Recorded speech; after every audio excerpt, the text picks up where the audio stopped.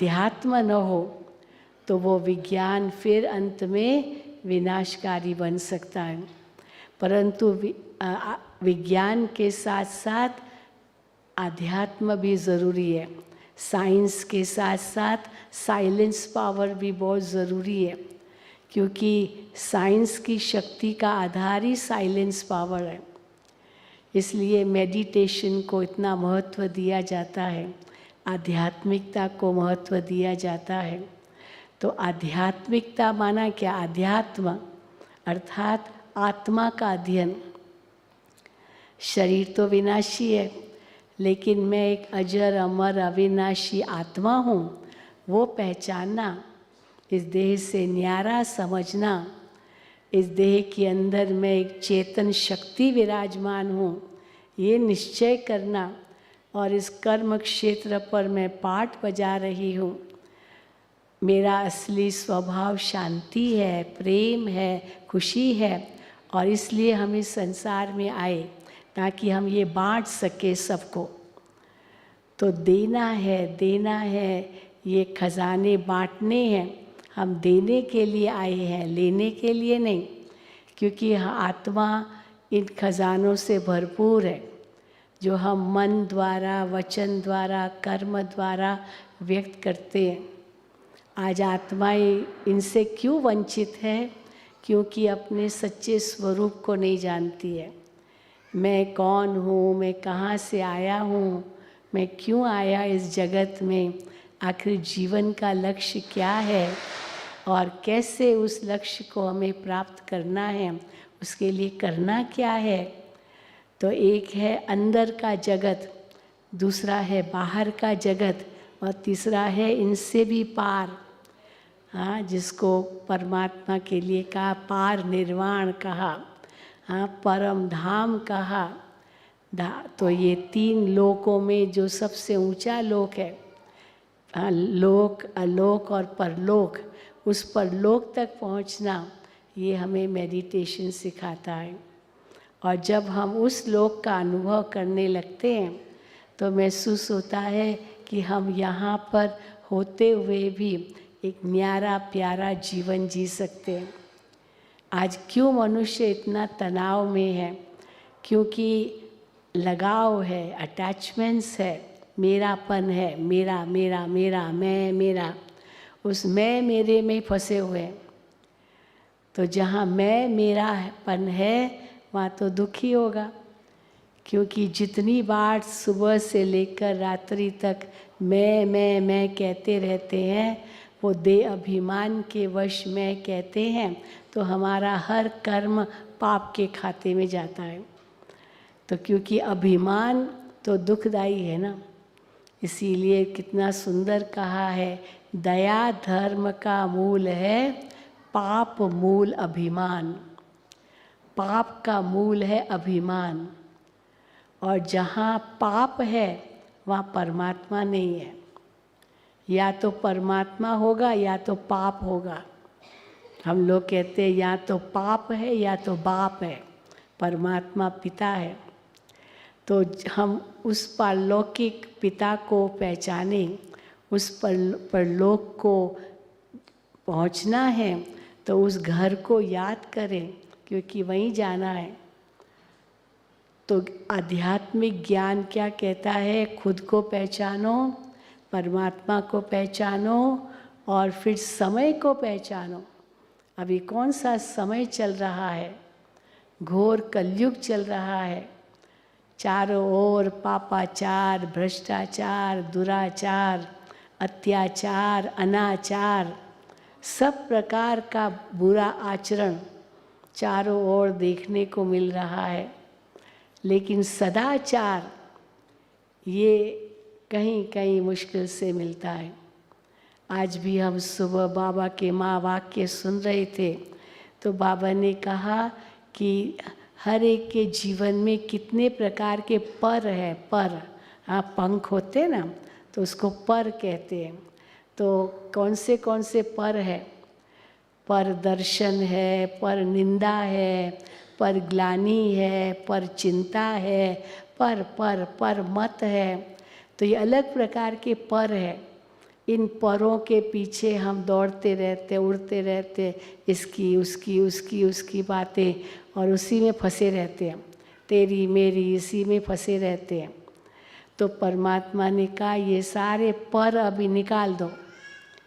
ये पर जो है वो आपको कभी भी परम धाम की सैर नहीं कराएंगे, लेकिन ये पर हटा करके एक पर जोड़ो, एक पंख जोड़ो। और वो पर कौन सा है? परोपकार। परोपकार, ये पंख जोड़ो। और वो पंख कैसे जुड़ेगा? जब हम मैं मेरे से दूर रहेंगे। तो मेरापन कहाँ आता है? जहाँ लोभ होता है, मोह होता है। और मैंपन कहाँ आता है? जहाँ अभिमान होता है। तो ये सारे ही विकार एक दो के साथी हैं। एक दे अभिमान आया तो काम भी आएगा, क्रोध भी आएगा, लोभ भी आएगा, मोह भी आएगा, ईर्ष्या द्वेष ये सब आएंगे। लेकिन इनसे अगर मुक्त होना है तो खुद को पहचानो, क्योंकि यही दुखों का कारण है। दुख तो कोई नहीं चाहता अपने जीवन में। किसी से भी पूछो आपको क्या चाहिए जीवन में? धन बहुत है, हाँ, मकान बहुत है, गाड़ियाँ बहुत है, महल है रहने के, कोई कमी नहीं है। फिर उनसे पूछते हो अगर आपके जीवन में कोई कमी नहीं है, फिर आखिर क्या चाहिए? तो कहेंगे बस हमको सुख शांति चाहिए, बस, और कुछ नहीं, और कुछ नहीं चाहिए, बस शांति चाहिए, सुख चाहिए, खुशी चाहिए। क्योंकि वो इसमें नहीं है। चाहे कोई कितना भी कहे कि संपत्ति में सुख है, लेकिन अगर संपत्ति में लोभ पड़ गया तो वो संपत्ति भी कहाँ सुख देगी। हमेशा यही होड़ रहेगी, और चाहिए और चाहिए और चाहिए। तो जहाँ और चाहिए तो चाहे कितना भी धनवान व्यक्ति हो, परंतु अगर वो लोभी है तो लोभी नर तो कंगाल है। लोभी नर कंगाल है, कितना भी उसको मिलेगा उसको कभी तृप्ति नहीं होगी। नहीं तो पेट को क्या चाहिए? 2 रोटी, और क्या चाहिए? हाँ, 1 पाव सब्जी, रोटी, दाल, बस, और क्या चाहिए? चलो 3 टाइम भोजन करे, कुछ भी करे, लेकिन कितना चाहिए? तो परंतु आज मनुष्य पेट के लिए नहीं कमाता है, पर पेटियों के लिए कमाता है। हाँ, पेटियों के लिए। पेटियाँ तो जितनी भर लो आप मालिक हो। पेट तो एक ही है, वो तो ज़्यादा नहीं लेता। अगर ज़्यादा भरेंगे पेट में तो या तो डायरिया हो जाएगा या तो उल्टियाँ आएगी। हाँ, पेट तो हजम नहीं कर सकेगा। तो कोई कहते हैं ना बहन जी ये पेट ही पाप कराता है। वास्तव में पेट पाप कभी नहीं कराता है, क्योंकि पेट को तो 2 रोटी चाहिए बस। लेकिन लोभ ये मनुष्य को दुखी कर देता है, इसीलिए चाहिए चाहिए चाहिए। हम तो कहते हैं अगर चाहिए तो बस एक भगवान चाहिए, और कुछ नहीं। और अगर भगवान मिल जाए तो फिर सब कुछ प्रकृति आपकी दासी बन जाएगी। हाँ, जैसे सूर्य के आगे आप जाएंगे तो जो परछाई है वो आपके पीछे होगी, पर आप परछाई की ओर जाएंगे तो सूरज पीछे होगा, तो धीरे धीरे परछाई आपकी, हाँ, लंबी होती जाएगी, क्योंकि सूरज पीछे है। और वो जितनी लंबी परछाई होती जाएगी धीरे धीरे अंधेरा हो जाएगा। पर आप परछाई को पीठ दो और केवल रोशनी की तरफ जाओ, तो वो रोशनी तरफ जाने से परछाई आपकी छोटी छोटी होती जाएगी। और जैसे छोटी होती गई आप रोशनी के पास आएंगे तो परछाई आप में समा जाएगी। परछाई खत्म, क्योंकि आप रोशनी के अंदर है। और जितना रोशनी से दूर उतना अंधेरे की ओर जाएंगे। तो परमात्मा है प्रकाश स्वरूप, और अंधियारा है ये माया, ये रावण, ये 5 विकार जो दुख देते हैं। तो अंधेरा किसको पसंद है? किसी को पसंद नहीं, क्योंकि अंधेरे में तो विकार ही भरे होते हैं। मनुष्य चोरी भी करेंगे तो अंधेरे में करेंगे, हाँ, भ्रष्टाचार करेंगे, पापाचार करेंगे, काम वासना में फंसेंगे तो भी अंधेरे में। तो सारे पाप के जो काम होते हैं वो अंधेरे में होते हैं। और सचमुच बेहद रूप में देखिए द्वापर और कलयुग, ये तो अंधियारा मार्ग है जिसमें इतने पाप हुए जो अभी सिर पर बहुत पापों का बोझा चढ़ गया है। अब इस सिर पर जो पापों का बोझा है उसको उतारना है। कैसे उतरेगा, कैसे उतरेगा ये पापों का बोझा? गीता में एक साफ लिखा है, हे अर्जुन तू मुझे याद कर तो मैं तेरे सर्व पापों से तुझे मुक्त कर दूंगा। सर्वधर्मान परित्यज मामेकम शरणम व्रज। सब देह अदेह के धर्मों को त्यागो, मेरी शरण में आओ। तो जहाँ मैं और मेरा है वो तो पाप ही कराएंगे। और इस समय सबके सिर पर पाप का घड़ा भर चुका है। लेकिन ये पाप का घड़ा जितना भरता जाएगा उतना सजाएं हम अपनी कंफर्म करते जा रहे हैं, क्योंकि जैसा कर्म करेंगे वैसा फल तो मिलेगा ही। इसीलिए ये ज्ञान भगवान हमें देते हैं। तो समय का ज्ञान है, फिर कर्म का ज्ञान है। अच्छा क्या है, बुरा क्या है, पाप क्या है, पुण्य क्या है, हाँ, ये ज़रूरी है समझना। क्योंकि अगर पाप कर्म करते जाएंगे वो सिर पर जो पाप का बोझा चढ़ेगा उसको चुकतू करना है। ईश्वर के घर जाएंगे तो वहाँ ये पाप का घड़ा लेकर नहीं जा सकेंगे। वो पाप का घड़ा यहीं ख़त्म करना है और भविष्य के लिए बहुत कमाई करनी है। ये पाप का घड़ा माना हमारे ऊपर कर्जा।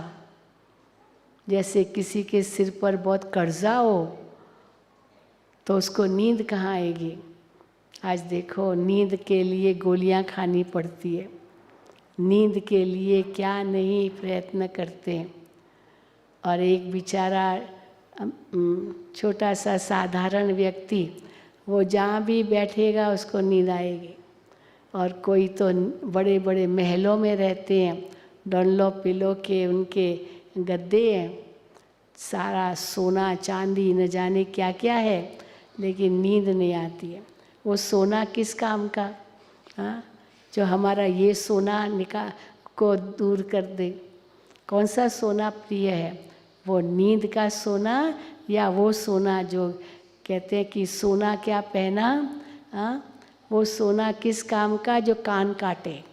इतना मोटा मोटा पहनते ना तो कान ही कट जाता है। वो हीरा किस काम का जो उंगली काटे। हाँ, कहीं अपना हीरा दिखाते अपनी उंगली का तो एक दिन उसकी उंगली कोई काट लेता है।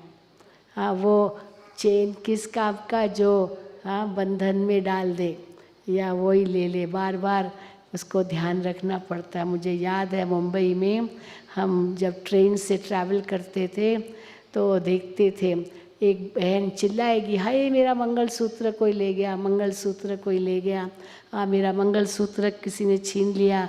इतना चिल्लाए, इतना रोने लगे। तो दूसरी माता अपना देखती है, मेरा तो ठीक है ना, हाँ मेरा तो मंगलसूत्र ठीक है ना, मेरे को तो कुछ नहीं हुआ। हाँ, कोई कहेगा मेरा पॉकेट किसी ने उठा लिया, पॉकेट किसने उठा लिया, तो वो पिक पॉकेट है, उठाएंगे कुछ भी पता नहीं चलता, थैला उठा लिया, क्या क्या उठाएंगे। तो दूसरे देखेंगे मेरा तो ठीक है ना, बाकी दूसरे का गया तो क्या फ़र्क पड़ता, मुझे तो कोई फ़र्क नहीं पड़ता। हाँ, बहुत हम ये देखते हैं, ये तेरे मेरे में इतना फंसे रहते हैं। लेकिन भगवान हमें क्या कहते हैं, न कुछ तेरा न कुछ मेरा, ये सब परमात्मा का है, ईश्वर का है। आरती में तो यही कहते हैं ना, ये तन मन धन सब है तेरा, तेरा तुझको अर्पण क्या लागे मेरा। तो जब तेरा ही है और तेरा ही तुझको अर्पण है, मेरा कुछ नहीं, तो मेरा मेरा फिर कहाँ से आया। लेकिन मनुष्य अज्ञानवश समझता ये मेरा है। हाँ, कई कहते मैं कभी झूठ नहीं बोलता हूँ, लेकिन सारा दिन मैं करते रहते, ये कितना बड़ा झूठ है। मैं वास्तव में आत्मा हूँ और खुद को देह समझ बैठे हैं, तो ये झूठ हुआ ना। फिर कोई कहे मैं कभी चोरी नहीं करता हूँ, कभी किसी की चीज़ नहीं उठाई मैंने, लेकिन जो मेरी भी चीज़ है उसमें भी मोह रख के बैठा, तो वो भी तो चोरी हो गई। क्योंकि जब मैं संसार में आया तो कुछ लेके तो आया नहीं, और जब आत्मा उड़ के पंछी उड़ जाएगा वतन, हाँ उड़ पंछी बन के ना, आत्मा पंछी है, वो उड़ गया शरीर से तो कुछ भी नहीं ले जाएगा, तो मेरा कहाँ से आया। तो जितनी बार मैं मेरा इसमें हम कहते रहते हैं जीवन में, उतनी बार हमारा पाप बढ़ता जाता है। और परमात्मा के लिए ही कहते हैं ना, ईश्वर के घर में देर है परंतु अंधेर नहीं है। तो ईश्वर के घर में देर भले है, जो कर्म किया है उसका फल मिलेगा, भले देर है लेकिन अंधेर तो नहीं है ना। इसीलिए देर भई दुरस्त, उतना अंधेर जितना हम अपने जीवन को श्रेष्ठ बनाते जाते हैं, हमारे सिर से पापों का बोझा हटता जाता है, और हम एक दिन एक सुखमय संसार इस समाज में देखेंगे। इसीलिए शिव बाबा ने ये नारा दिया है। क्या नारा दिया है? स्व परिवर्तन से विश्व परिवर्तन। अब दुनिया को बदलना है, समय ज़्यादा नहीं है। हाँ, देख रहे हैं कैसे तैयारियां हो रही है विनाश की। अभी क्लाइमेट चेंज कितना हो रहा है, बात मत पूछो। मैं 8 दिन पहले यूरोप के टूर से आई हूँ, यूरोप के टूर से 8 दिन पहले ही लौटी हूँ मैं। तो वहाँ पर इतनी गर्मी कि सारे गर्मी के रिकॉर्ड तोड़ गए। जर्मनी में भी गर्मी, जहाँ कभी नहीं पड़ती गर्मी, कोई पंखे ही नहीं रखते हैं। हाँ, खिड़कियाँ भी इतनी मोटी मोटी शीशे है ही नहीं, और ये हीटिंग है लेकिन एसी कुछ नहीं, पंखे नहीं। वहाँ भी लोग कहे सो हॉट। आप सोचो, ग्लेशियर्स पिघल रहे हैं और गर्मी अभी और बढ़ेगी, 50 डिग्रीज तक जाएगा ऐसे अनुमान है। तो आप सोचो क्या होगा। हाँ, सब पिघलता जाएगा। वहाँ बता रहे थे, हम दोहा में उतरे, हमारी फ्लाइट तो वहाँ पर ट्रांजिट था, तो कहा कि इतनी गर्मी बाहर पड़ रही है जो गाड़ी के टायर्स मेल्ट हो रहे हैं, गाड़ी के टायर मेल्ट हो रहे हैं। कितना एसी चला के कितना एसी चलाएंगे, सारा दिन 24 घंटा एसी, तो बीमार भी हो जाते हैं। हर चीज़ एसी। और यहाँ देखो भारत में कितना सुनहरा मौसम है। भले गर्मी पड़ती होगी लेकिन इतनी तो नहीं जितनी वहाँ 50 डिग्रीज 54 डिग्रीज तक बोला जाएगा। क्या क्या होगा। तो इसलिए भी भगवान हमें कहते हैं अपने जीवन में परिवर्तन करो, इस मैं मेरा को छोड़ो। अगर मैं हूँ तो आत्मा हूँ।